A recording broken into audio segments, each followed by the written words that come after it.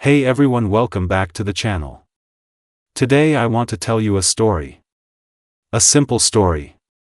No explosions. No lottery tickets. No overnight success. Just one word.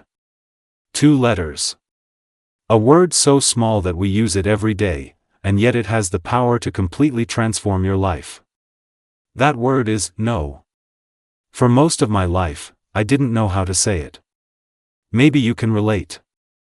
I used to believe that being a good person meant always saying yes.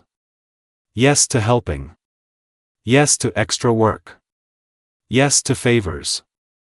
Yes to staying late. Yes to plans I didn't want to attend. Yes to responsibilities that were never mine. Yes to conversations that drained me. Yes to people who only remembered me when they needed something. And at first, it felt good. People smiled at me.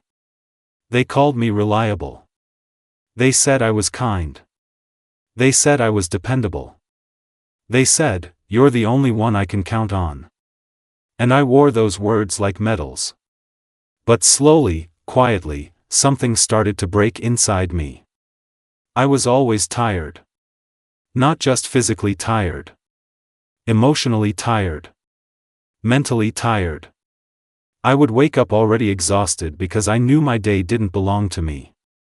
It belonged to everyone else. Every time my phone buzzed, my heart would drop.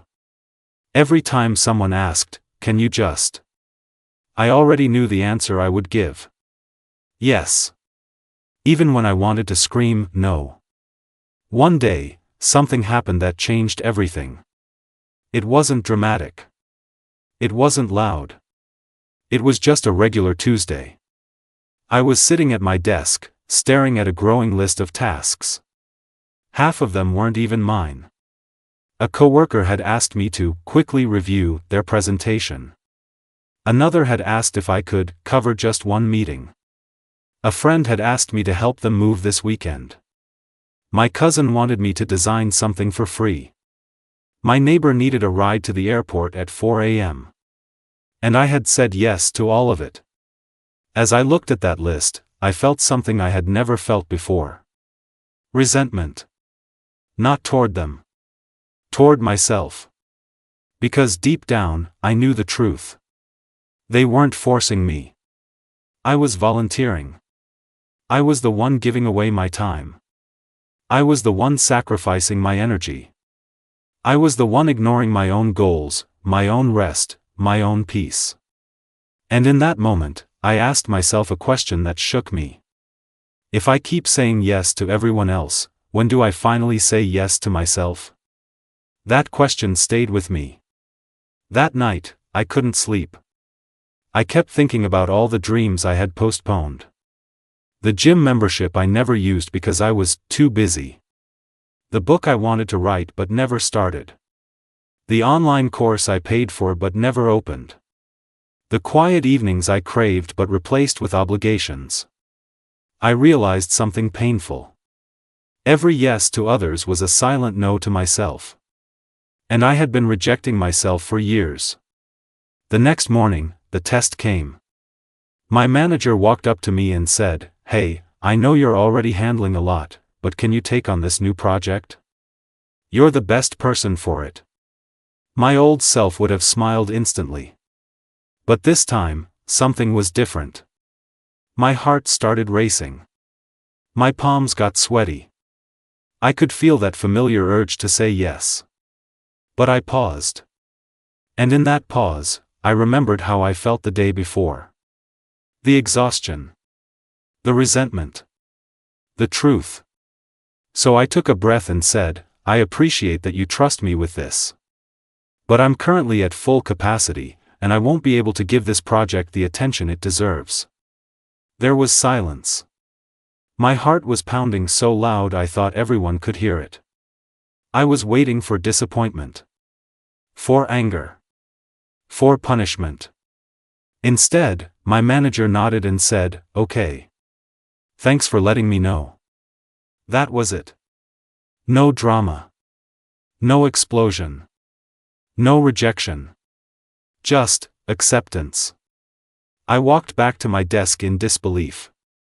For years, I had built a story in my mind that if I said no, everything would fall apart. People would leave. Opportunities would disappear. I would be seen as selfish, lazy, ungrateful. But none of that happened.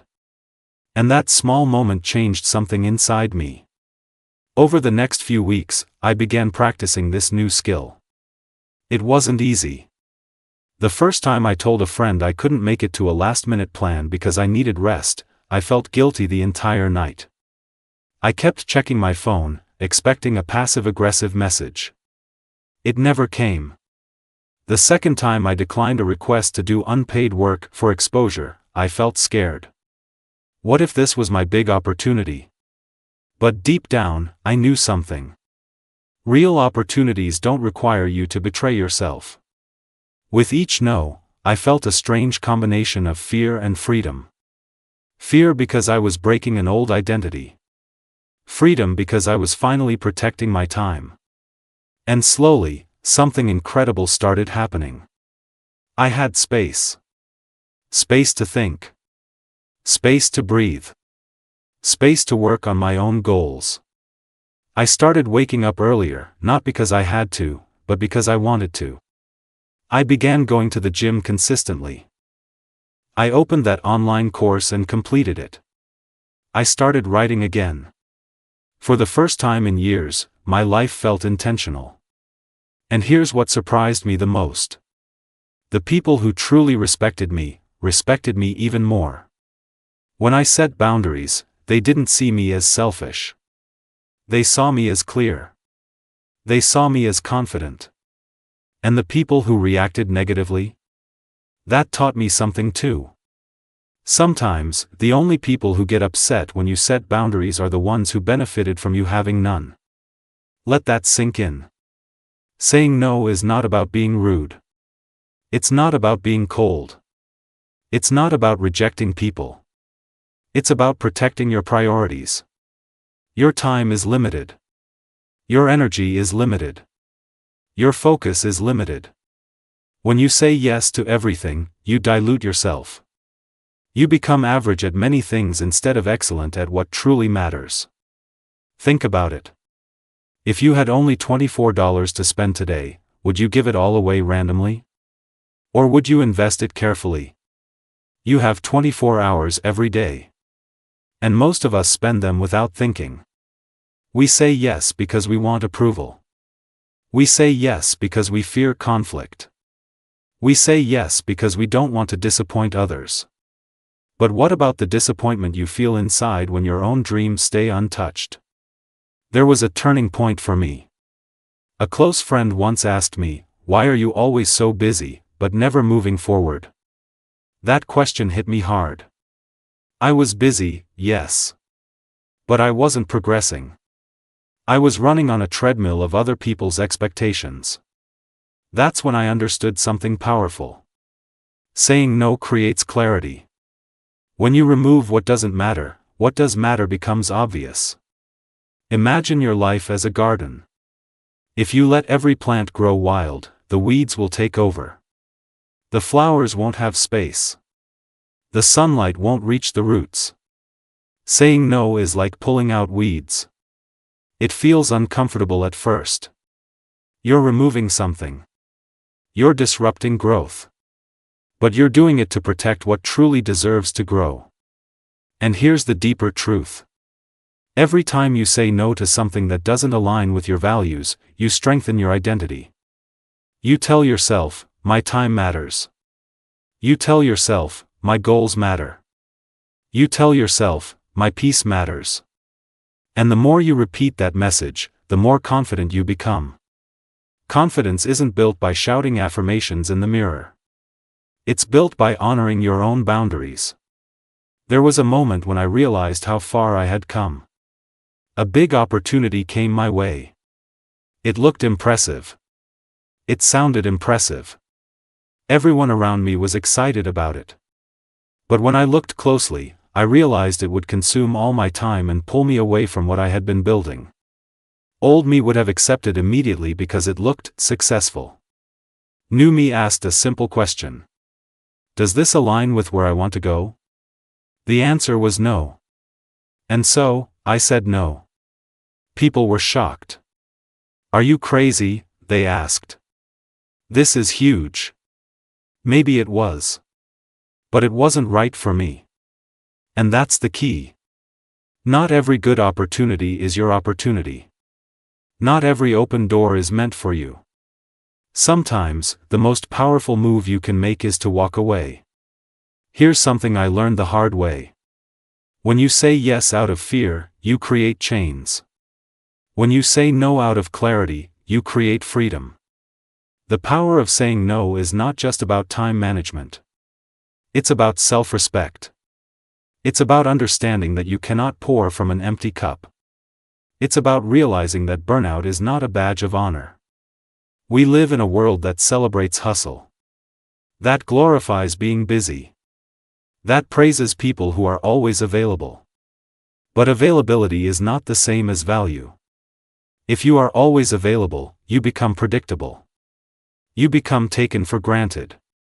But when your time is protected, it becomes precious. Let me share something practical. The first step to saying no is not changing your schedule. It's changing your mindset.